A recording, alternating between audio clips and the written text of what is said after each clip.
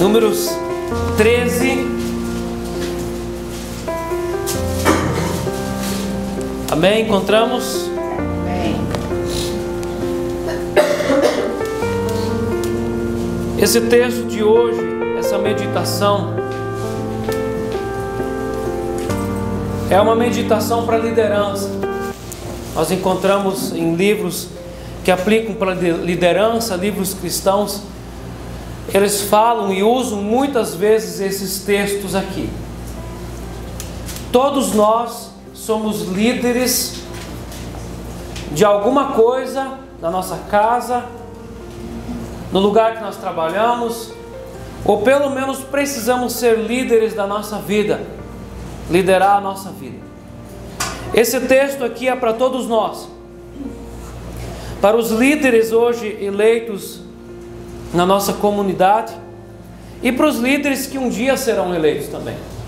Esse texto é para cada um de nós e para cada um que é cristão, é convertido, é sacerdote e precisa ser líder na sua vida espiritual. Chegou o dia, chegou a hora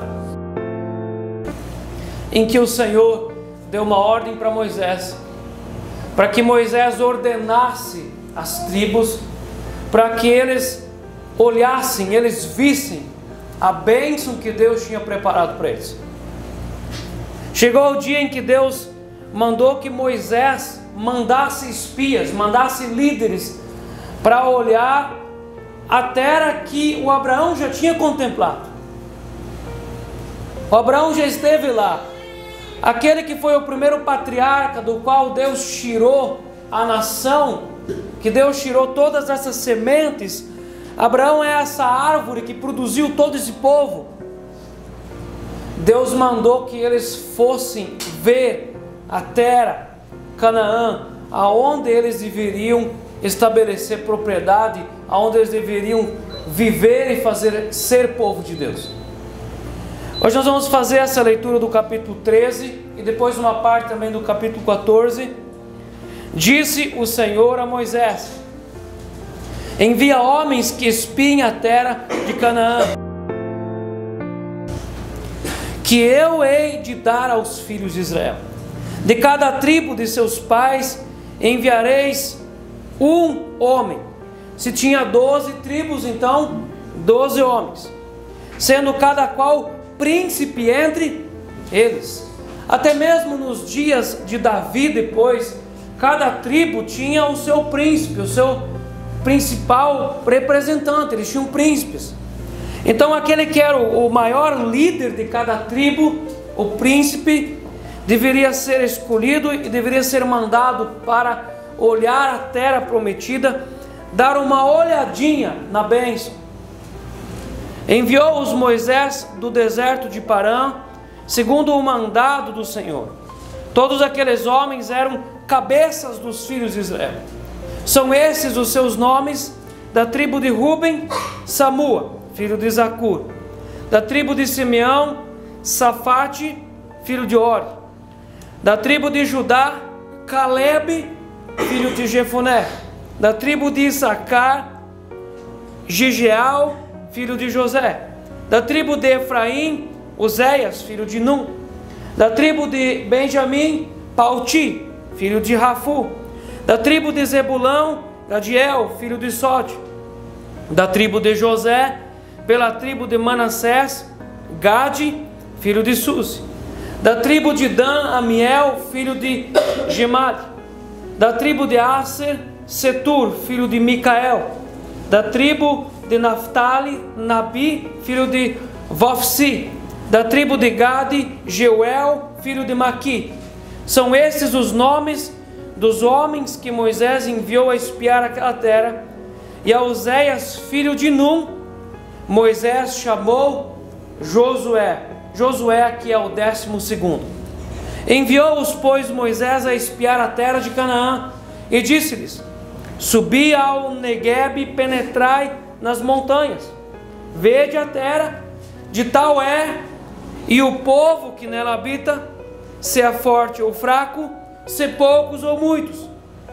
E qual é a terra em que habita, se boa ou má, e que tais são as cidades em que habita, sem arraiais, sem fortalezas? Também qual é a terra, se fértil, se estéril, se nela há matas ou não? Tende bom ânimo e trazei do fruto da terra. Eram aqueles dias os dias das primícias das uvas. Assim subiram e espiaram a terra, desde o deserto de Zim até Reobe, a entrada de Amate. E subiram pelo Negueb e vieram até Hebrão. Estavam ali Aimã, Sesai e Talmai, filhos de Anak. Hebrão foi edificada 7 anos antes de Zoan no Egito. Depois vieram até o vale de Escol, e dali cortaram um ramo de vide com um cacho de uvas, o qual trouxeram 2 homens numa vara, como também romãs e figos. Esse lugar se chamou o Vale de Escol, por causa do cacho que ali cortaram os filhos de Israel. Esses líderes foram, primeiro ajuntaram-se, cada príncipe da sua tribo. Então eles adentraram a terra prometida para espiar, para olhar para a bênção. A primeira etapa do mandamento eles cumpriram, eles foram. E trouxeram consigo um cacho de uvas do tamanho em que 2 homens tiveram que carregar, mostrando que a terra era muito frutífera. Terras muito frutíferas, um lugar abundante, um lugar muito bom para se viver e morar. Assim como o texto bíblico tem essa mensagem, essa epístola de sair do Egito e entrar em Canaã, esse processo entre Egito e Canaã fala sobre a santificação do cristão. Canaã, a terra prometida, também carrega a mensagem do céu, da eternidade. Nós sabemos que o apóstolo Paulo, ele deu uma espiadinha no céu. Ele disse: olha, eu fui levado até o 3º céu. Ele deu uma olhadinha no céu. Nós sabemos que também João, o evangelista, ele entrou e ele caminhou no céu. Ele disse, não sei se em espírito, se em corpo, mas ele não deu apenas uma olhadinha, ele estava lá. Dessa mesma forma, esses príncipes foram enviados para olhar a bênção. E dessa mesma forma, todo cristão precisa buscar, vislumbrar e dar uma olhada no lugar aonde ele vai passar a eternidade. Essa é a mensagem. Eles foram, agora retornaram com frutos, e eles retornaram também com notícias. Eu vou afirmar de novo para vocês, eles voltaram com notícias. Eles trouxeram um relatório daquilo que eles viram na terra prometida. O verso 25 continua: ao cabo de 40 dias voltaram de espiar a terra, e que caminharam e vieram a Moisés e Arão e toda a congregação dos filhos de Israel no deserto de Parã, a Cádiz. Deram-lhes conta a eles e toda a congregação, e mostraram-lhes os frutos da terra. Relataram a Moisés e disseram: fomos à terra a que nos enviastes. Eles foram, e verdadeiramente mana leite e mel. Leite e mel aqui é uma menção das tamareiras, mel, um lugar muito abundante, tinha oásis naqueles lugares. Mel e leite, um lugar extremamente propício para a criação de ovelhas, ovinos e caprinos, ovelhas e cabras. Leite e mel, um lugar onde a vida seria abundante. E este é o fruto dela. Verso 28: o povo, porém, que habita nessa terra é poderoso, e as cidades muito grandes e fortificadas. Também vimos ali os filhos de Anak. Os amalequitas habitam na terra do Negueb. Os heteus, os jebuseus e os amoreus habitam na montanha. Os cananeus habitam ao pé do mar e pela ribeira do Jordão. Então Caleb fez calar o povo perante Moisés e disse: eia, subamos e possuamos a terra, porque certamente prevaleceremos contra ela. Olha, um líder apegado nas promessas. Com certeza nós podemos entrar e Deus vai entregar nas mãos, porque Ele já mostrou a sua bênção. 31. Porém os homens que com ele tinham subido disseram: Não poderemos subir contra aquele povo, porque é mais forte do que nós. Já colocaram um muro, um empecilho, uma barreira, uma negatividade, e diante dos filhos de Israel, infamaram, falaram mal da terra, infamaram a terra que haviam espiado, dizendo: a terra pelo meio da qual passamos a espiar é a terra que devora os seus moradores, e todo o povo que vimos nela são homens de grande estatura. Também vimos ali gigantes, e os filhos de Anak são descendentes de gigantes, e éramos aos nossos próprios olhos como gafanhotos, e assim também o éramos aos seus olhos. Príncipes ou gafanhotos? Quem eram aqueles homens? Deveriam ser príncipes, mas eles começaram a olhar para si e se avaliando como gafanhotos.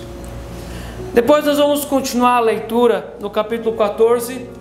Em Mateus 6, versos 22 e 23, Jesus diz uma palavra: são os olhos a lâmpada do corpo. Se os teus olhos forem bons, todo o teu corpo será luminoso. Se porém os teus olhos forem maus, todo o teu corpo estará em trevas. Portanto, caso a luz que há em ti haja trevas, que sejam trevas, que grandes trevas serão. Jesus não está falando do globo ocular, que é como uma câmera que capta imagens, mas Jesus está falando da nossa cabeça, e tudo depende como nós enxergamos as coisas. Tudo depende como nós olhamos para cada situação. Uma indústria de calçados desenvolveu um projeto de exportação de sapatos para a Índia. Em seguida mandou 2 de seus consultores aos pontos diferentes da Índia para fazer as primeiras observações do potencial daquele mercado. Será que vende calçados ou não venderia calçados na Índia? Depois de alguns dias de pesquisa, um dos consultores enviou o seguinte fax. Eu acho que os mais novos nem sabem o que é um fax, mas antigamente existia um fax, era uma espécie de e-mail. Depois de alguns dias de pesquisa, um dos consultores enviou o seguinte fax para a direção da indústria. Veio a notícia: senhores, cancelem o projeto de exportação de sapatos para a Índia, porque aqui ninguém usa sapatos. Sem saber do fax, sem saber da notícia, o segundo consultor mandou a sua visão e a sua observação do que ele tinha visto. Ele enviou a seguinte inscrição: senhores, tripliquem o projeto de exportação de sapatos para a Índia, porque aqui ainda ninguém usa sapatos. O mundo funciona como um espelho que devolve a cada pessoa o reflexo dos seus próprios pensamentos. E a maneira como você encara a vida faz toda a diferença, como nós olhamos para as situações. Essas pessoas tinham uma promessa. Deus tinha dito para eles que eles entrariam na terra. Deus, e não Moisés. Deus tinha garantido para eles no começo do texto, no verso 2: envia os homens que espiem a terra de Canaã, que eu hei de dar aos filhos de... Era certo, era garantido. E a promessa de Deus e a realidade é a mesma coisa. Deus tinha prometido e dito: é certo, é só vocês ir lá e fazerem a parte de vocês, porque a terra já é de vocês. Mas esse povo que estava ali tantos anos no deserto, todos os dias ganhando pãozinho de graça e água da rocha de graça, e antes lá no Egito eles ganhavam os pepinos e os melões e as cebolas, os peixes. Agora eles teriam que fazer um esforço para tomar a terra, e diante desse obstáculo eles disseram: não é melhor não a gente entrar no paraíso, vamos ficar no deserto, porque aqui está tão bom, está tão cômodo, está tão bom aqui. Antes eles reclamavam que eles tinham que morar em tendas e comer o pãozinho do céu, mas agora diante do obstáculo maior, não, vamos ficar acomodados, está tão bom aqui. O verso 1 e o verso 2, Deus dá uma ordem para Moisés, e Deus trabalha com ordens. Deus começa a criação do mundo ordenando que haja luz, e houve luz. Deus ordena que houvesse separação entre terra e água. Deus ordena que houvesse separação entre água doce e água salgada, entre firmamentos. Deus dá ordem e tudo acontece. Deus dá ordem que a terra produza frutos e árvores e relvas. Deus dá ordem que a água produza enxames de peixes. Deus dá ordem e tudo acontece. Deus dá ordem para Noé que construísse uma arca. Deus ordena e as coisas acontecem, e Deus move o seu reino por meio de ordens. Deus ordena, e Deus ordena que Moisés mande espias para olhar aquilo que ele estava para derramar. A segunda parte do verso 2, Deus deixou claro que ele daria aquela terra para os filhos de Israel. Meus irmãos, Jesus veio e ele garantiu em João 14: eu vou e haverá novo céu e nova terra. É garantia. Não é assim, de repente, pode ser que tenha, vamos ver, né? Às vezes quando a gente está diante de um negócio assim, que a gente não tem certeza, a gente diz, tem que ver, vamos ver chegar outro ano, vamos ver como é que vai ser o governo, vamos ver como é que vai ser o serviço. Mas Jesus não fez isso. Jesus disse, haverá novo céu e nova terra. É garantia. A parte final do verso 2: de cada tribo de seus pais enviareis um homem, sendo cada um qual príncipe entre eles. A palavra príncipe significa o primeiro, pessoa principal da família, e aquele que manifesta superioridade em relação aos outros, cabeças dos filhos de Israel. Está falando de líderes. E a pergunta que precisa entrar na nossa cabeça, no nosso coração é: que tipo de líder que eu sou? Eu, como homem da casa, que líder que eu sou? Você, como mulher, esposa, que líder você é? Que líder nós somos no nosso trabalho, na nossa casa, na vida que nós desenvolvemos? Que líder nós somos? Nós gostamos de receber tudo prontinho e que as pombas venham já fritas? Ou nós olhamos para os desafios e os desafios nos ajudam a empurrar para fazer alguma coisa? Essas pessoas, elas tinham um enorme desafio pela frente. A Bíblia não desmente eles, a Bíblia concorda que havia gigantes. Então, se Moisés diz para eles: olha, vão e vejam se eles moram em fortalezas, é que provavelmente havia fortalezas, cidades com muros seguros. Havia aqui um grande desafio pela frente.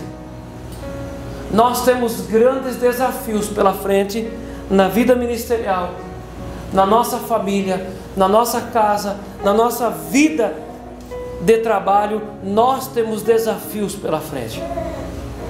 A visão de um líder depende da sua missão. Quando uma pessoa não tem uma missão, ela é cega. Quando nós não temos uma missão, nós não temos uma causa, nós não teremos visão.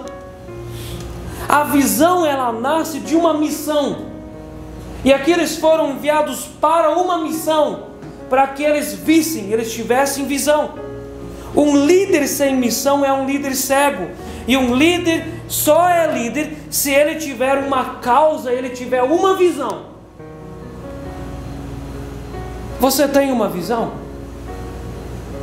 Ou às vezes a visão que você tem é a visão de alguém outro? Você tem uma visão, você tem uma missão, você tem uma causa pelo que você se move. E nós não falamos apenas de missões, nós não falamos apenas de ler a Bíblia e orar, nós falamos de todas as missões da nossa vida. Nós temos uma causa, algo que nos move, algo que nos apaixona, algo que nos faz sonhar, algo que nos vira por dentro. Nós temos uma causa. Uma pessoa que não tem uma causa, ela não tem visão.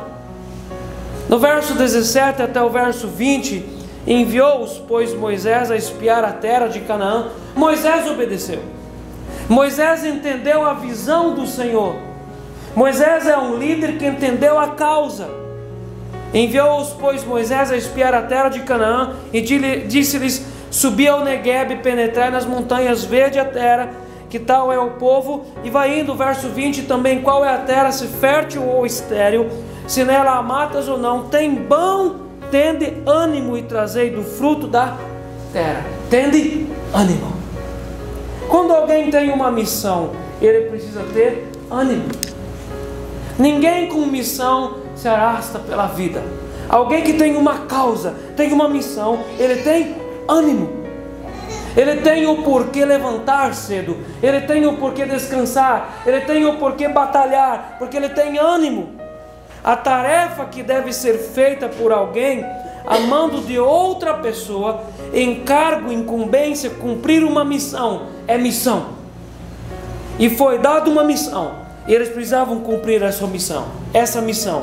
A obediência protege a missão. Se você quer cuidar da missão que Deus te deu, como não perder essa missão?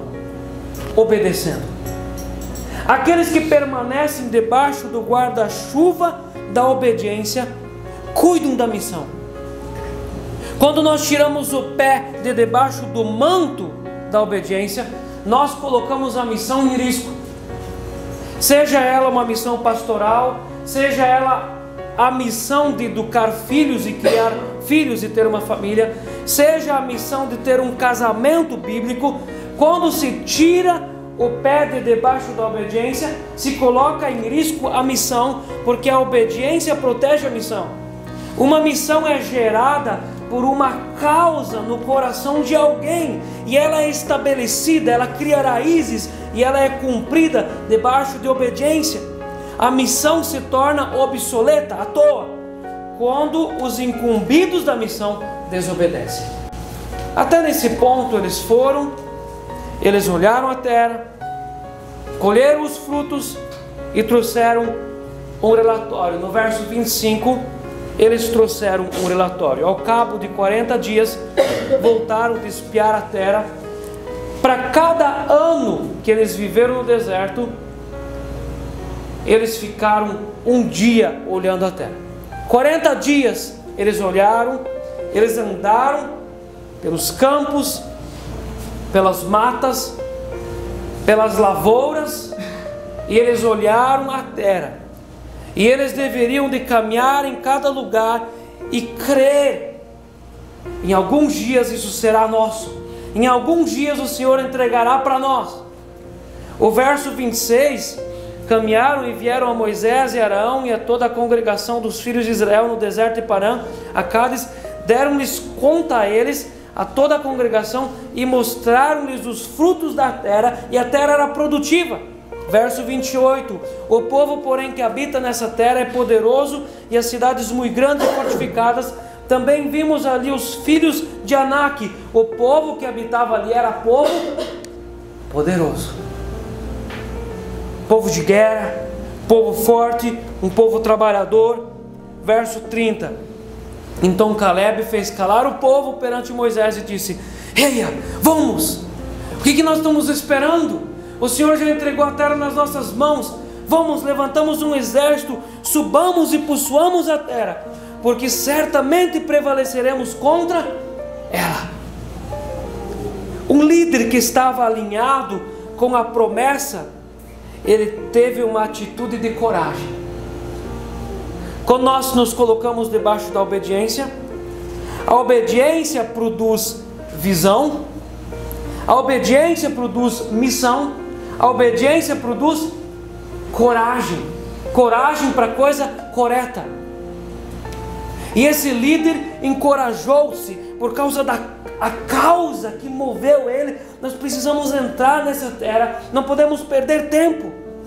Mas o verso 31, porém os homens que com ele tinham subido disseram: não poderemos subir contra aquele povo, porque é mais forte do que nós. A notícia muito grande era que havia uma terra muito abençoada, mas tinha um porém. Havia um povo forte, havia um exército. É como aquela bênção, aquela vaga de emprego, aquela oportunidade de entrar num concurso, aquela coisa maravilhosa de comprar algum imóvel, de estudar alguma coisa, mas vai demorar 5 anos. Mas vai ter 135 parcelas. Mas eu vou ter que estudar para entrar no concurso. Mas vai ser difícil. Vou ter que viajar até lá. Aí vou ter que depois fazer aquilo.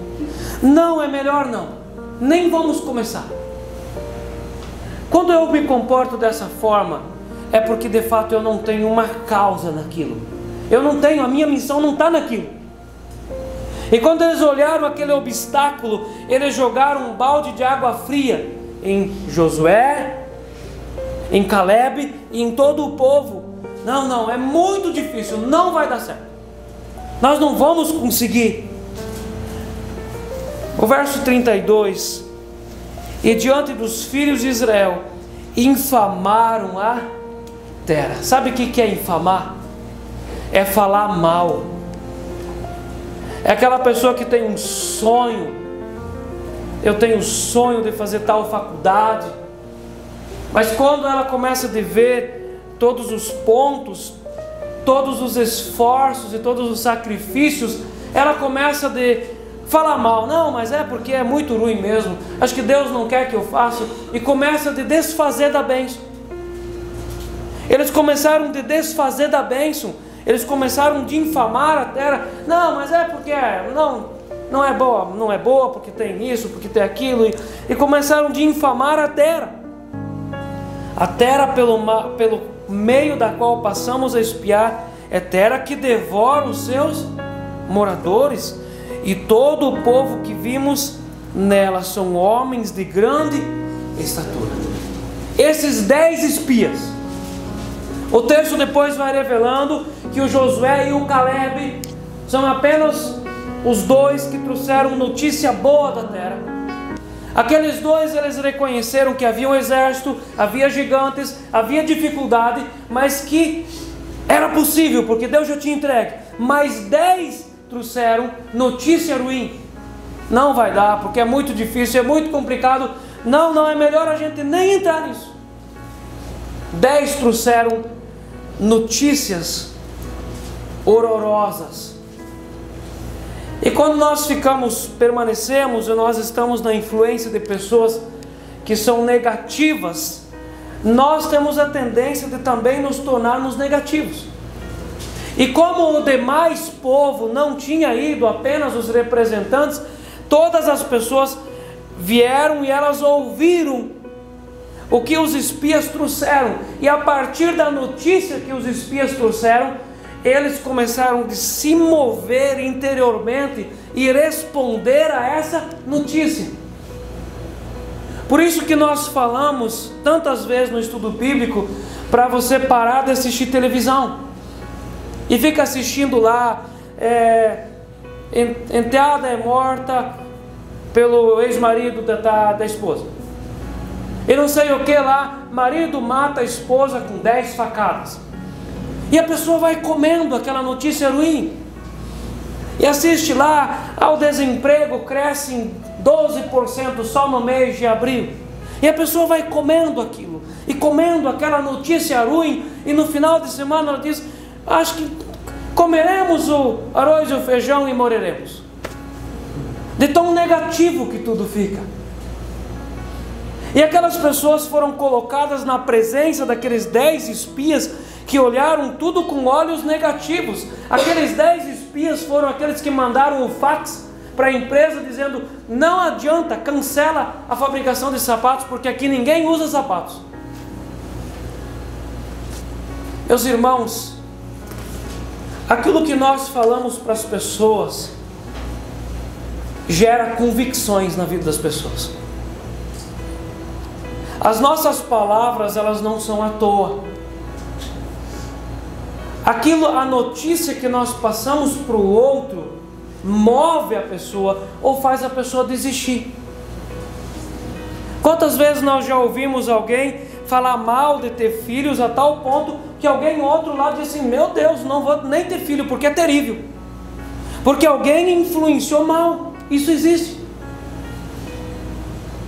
Uma má notícia ou uma má visão das coisas pode afetar as pessoas, e a nossa análise afeta a decisão daqueles que vivem ao nosso redor. Como nós falamos já no culto passado, retrasado, que o povo começou a murmurar. Pais que murmuram, a tendência é que os filhos se tornam murmuradores. Nós afetamos as pessoas ao nosso redor. E surge de novo a pergunta: que tipo de líderes nós somos? Que tipo de pai, de mãe você é? Que tipo de pastor eu sou? Que tipo de marido eu sou? Que tipo de esposa você é? Que notícias que eu dou? Essas notícias, o que elas movem naqueles que estão perto de mim? Os nossos relatórios sobre as nossas experiências podem determinar a decisão de outras pessoas. Nós movemos o ambiente no qual nós vivemos pelas palavras que nós testemunhamos. Nossas palavras influenciam a decisão dos outros. E aqueles 10 espias, será que eles conseguiram influenciar todas aquelas milhares de pessoas que estavam esperando por notícia? Sim.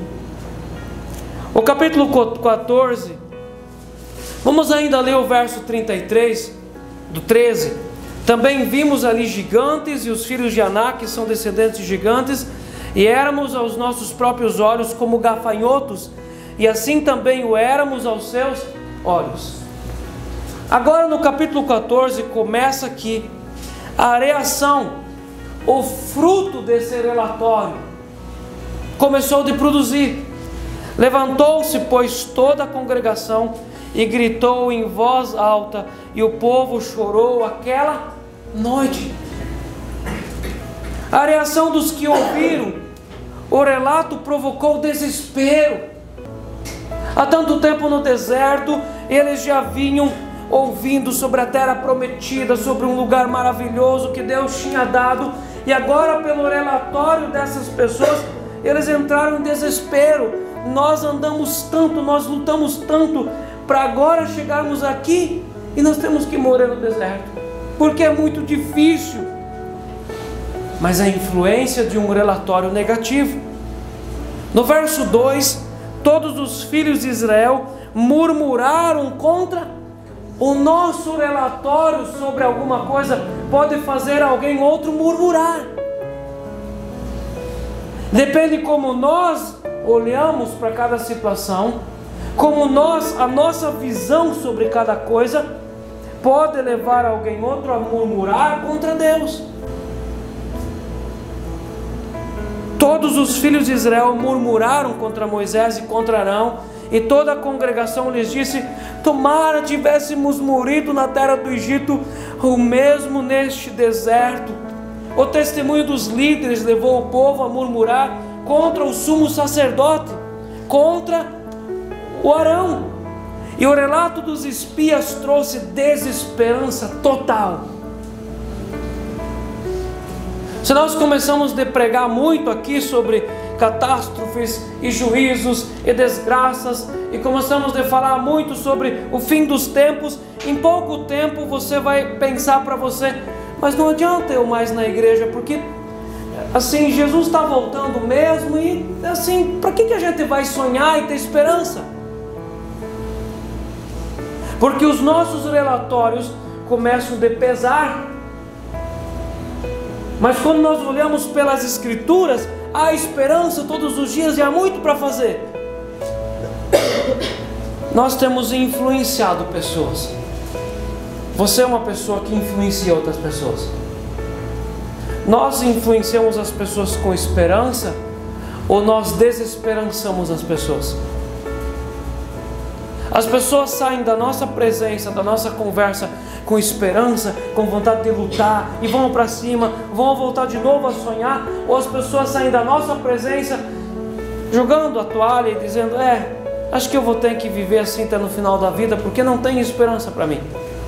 Olha o verso 3: e porque nos traz o Senhor a essa terra para cairmos à espada, e para que nossas mulheres, nossas crianças sejam por presa. Vocês estão vendo como eles estão começando a criar aqui uma cena trágica?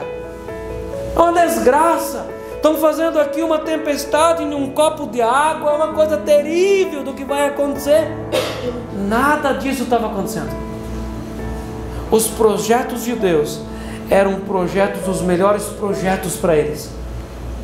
Mas eles começaram a criar aqui uma desgraça, uma catástrofe, influenciados pelo relatório daqueles 10 espias.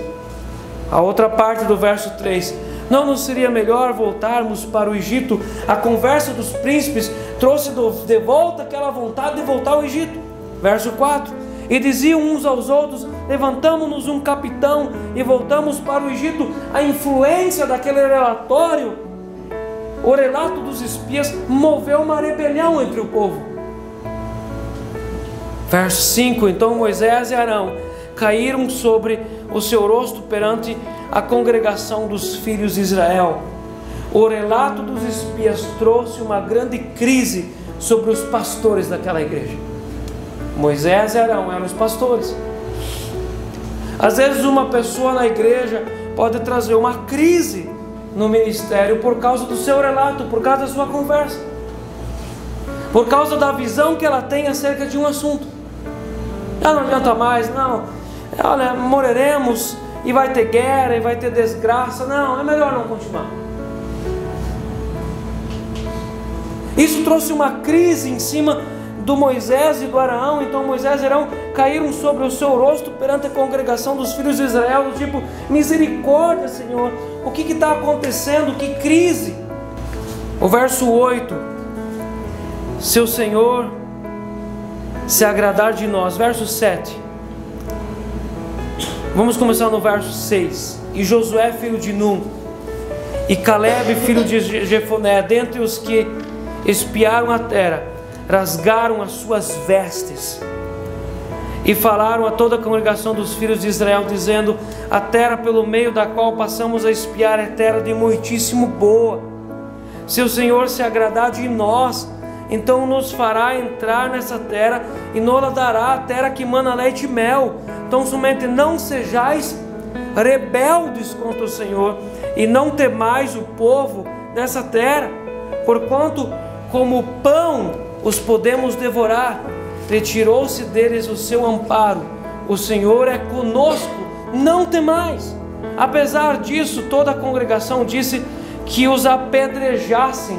Porém a glória do Senhor apareceu na tenda da congregação a todos os filhos de Israel. Disse o Senhor a Moisés: até quando me provocará este povo? Até quando não crerá em mim, a despeito de todos os sinais que fiz no meio dele? Com pestilência o ferirei e o desterrarei, e farei de ti povo maior e mais forte do que este. Líderes obedientes ao Senhor continuam insensatos, mesmo em meio a uma crise. Se levantou uma crise aqui no meio do povo por causa desse relatório negativo dos 10 espias. Mas o Josué e o Caleb continuam insensatos no meio dessa sedição. Eles estão sensatos. Eles não olham para a coisa ruim, mas eles olham para a promessa de Deus.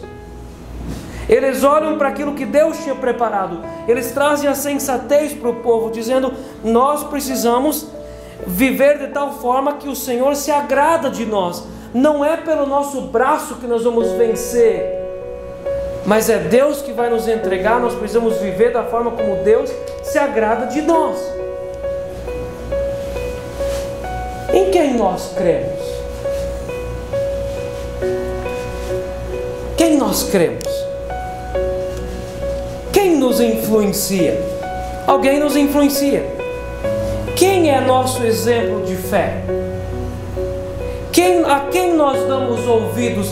A quem você dá ouvidos? As pessoas que falam e entram no teu coração que você dá ouvidos, eles são pessoas como Josué e Caleb, ou eles são pessoas como esses 10 espias negativos? A quem você dá ouvidos? Quem tem autoridade para entrar no nosso coração? Quem fala com nós? Quem são os nossos conselheiros? Quem pastoreia o nosso coração? Você já percebeu que nós precisamos cuidar quem nós colocamos para dentro da nossa alma? Se nós andamos com pessoas revoltosas, revoltadas e negativas, é um caminho ruim.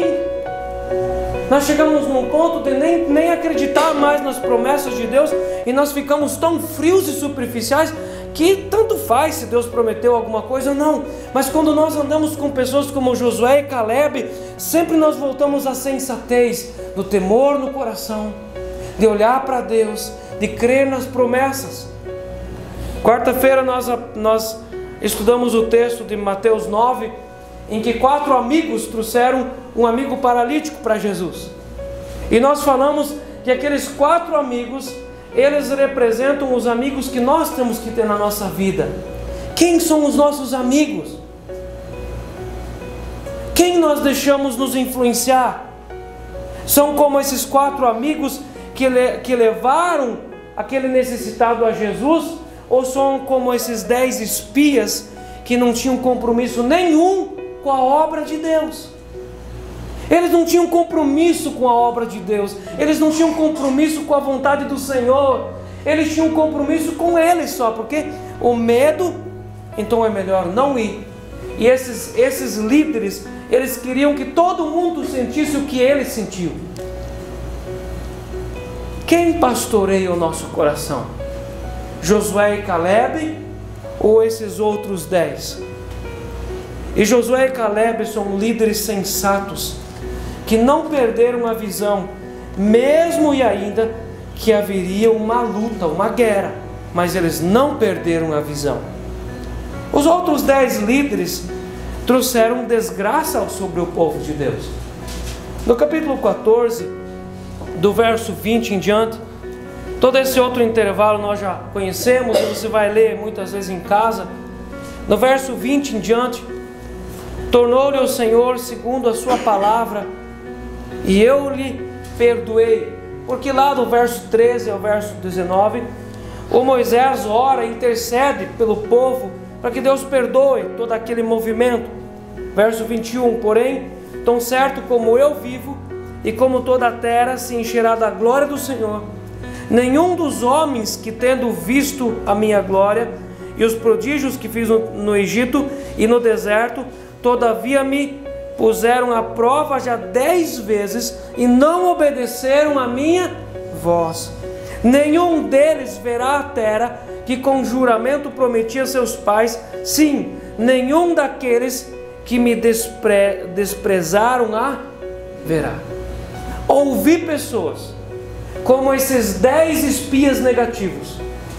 Se nós andamos na presença dessas pessoas, nós vamos ficar fora da bênção. Essas 10 pessoas trouxeram o juízo de Deus sobre a igreja. Você está entendendo isso?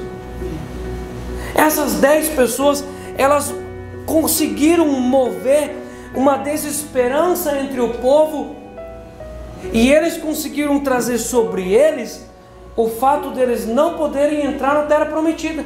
Eles andaram nos campos, eles trouxeram um relatório positivo, mas eles não puderam entrar, porque eles moveram o povo a uma desesperança. E nós perguntamos de novo: quem nos lidera? Quem nós ouvimos? E a segunda pergunta é: que líderes nós somos na vida das outras pessoas? Nós lideramos as pessoas para a bênção, para a presença do Senhor, ou nós lideramos as pessoas para elas serem frias e superficiais? Isso aqui trouxe juízo, porque os nossos conselhos, eles não são simples palavras. O que nós aconselhamos as pessoas? Tudo que é ligado na terra é ligado no céu, que é desligado na terra é desligado no céu. Que conselhos nós aconselhamos as pessoas? O verso 24 continua: porém o meu servo Caleb, visto que nele houve outro, eu desejo ter esse mesmo espírito que esse varão chamado Caleb teve, de olhar para aquela situação e dizer: é possível, porque Deus prometeu. Esse tipo de espírito nós temos que ter no nosso coração, irmãos. Esse tipo de espírito. Esse espírito de estar alinhado com o Senhor, de ter esperança. Porém o meu servo Caleb, visto que nele houve outro espírito, e perseverou em seguir-me, e eu o farei entrar na terra que espiou, e a sua descendência a possuirá. A nossa vida, como nós vivemos, influencia a nossa descendência. Se nós somos negativos com as coisas de Deus, superficiais com as coisas de Deus, os nossos filhos vão ser assim. Esses que se deixaram influenciar por esses profetas negativos, eles não entraram e nem a descendência deles entrou. Quantas pessoas que se desesperançam da palavra de Deus, vão embora da igreja, vão para a apostasia, nem eles vão para a eternidade do céu, e depois nem os filhos e nem os netos. Porque a nossa forma de viver influencia pessoas ao nosso redor, e a nossa forma de viver influencia quem depende de nós, a nossa descendência. E Deus deixou bem claro aqui, por causa da obediência desse pai, a descendência vai possuir a terra. Verso 25: ora, os amalequitas e os cananeus habitam no vale, mudai amanhã de rumo e caminhai para o deserto pelo caminho do Mar Vermelho. A obediência traz direção. Quando esse homem chamado Caleb aqui se encheu do espírito que está alinhado com Deus, Deus corrigiu seus passos e Deus colocou ele na rota da vitória. Deus trouxe um caminho. 26: depois disse o Senhor a Moisés e Arão: até quando sofrerei esta má congregação que murmura contra mim? Tenho ouvido as murmurações que os filhos de Israel proferem contra mim. Olha o verso 30. Não entrareis na terra a respeito da qual jurei que vos faria habitar nela, salvo Caleb, filho de Jefoné, e Josué, filho de Nun. Nós vamos ainda olhar o verso 38. Mas Josué, filho de Nun, e Caleb, filho de Jefoné, que eram os homens que foram espiar a terra, sobreviveram. Por isso que as Escrituras dizem que daqueles que saíram lá do Egito, apenas Josué e Caleb com a sua casa entraram na terra prometida. Todos os outros demais que entraram na terra prometida eram os que nasceram já no deserto, daqueles que viram lá o primeiro milagre do Mar Vermelho, o primeiro milagre da multiplicação do pãozinho e da água da rocha. Aqueles não entraram na terra prometida.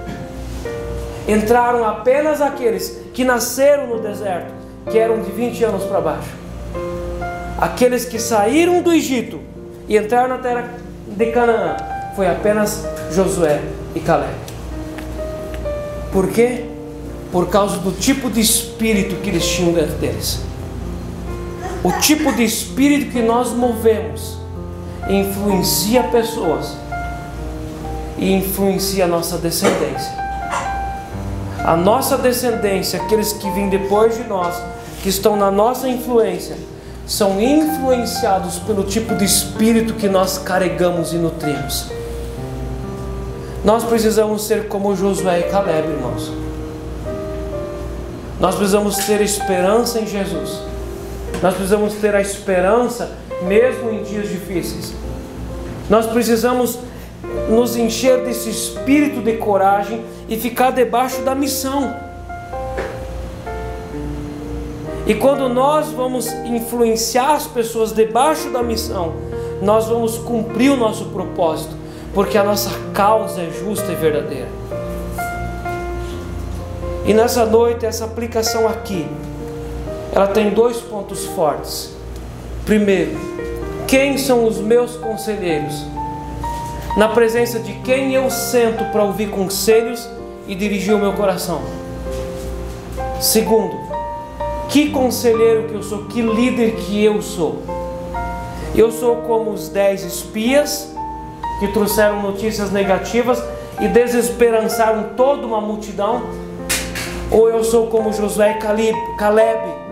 Sim, existem dificuldades, existem gigantes, existem fortalezas, mas eu me agarro nas promessas do Senhor, porque Ele disse que a terra vai ser minha.